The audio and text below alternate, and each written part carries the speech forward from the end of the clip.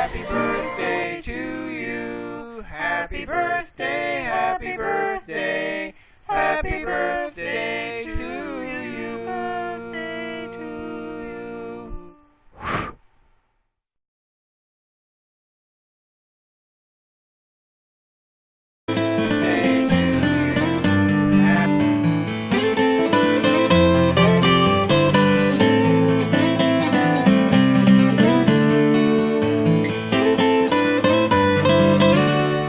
On this day all together we'll be, and we'll all sing for your birthday.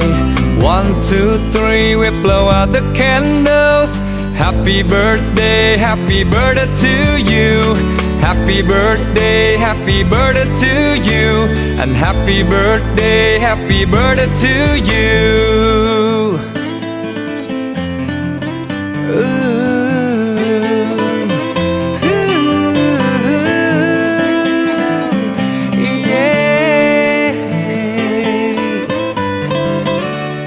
Ngày hôm nay ta cùng họp hắn nơi đây, mọi người bên nhau ta hát mừng sinh nhật.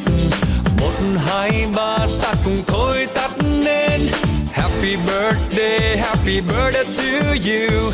On this day all together we'll be, and we'll all sing for your birthday. 1, 2, 3, we blow out the candles. Happy birthday to you. Happy birthday to you. And happy birthday to you. Yeah.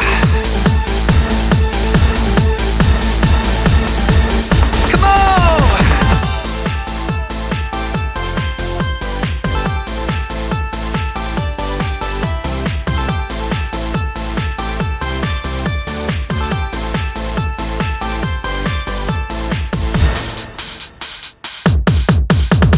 Ngày hôm nay ta cùng họp hắn nơi đây, mọi người bên nhau ta hát mừng sinh nhật.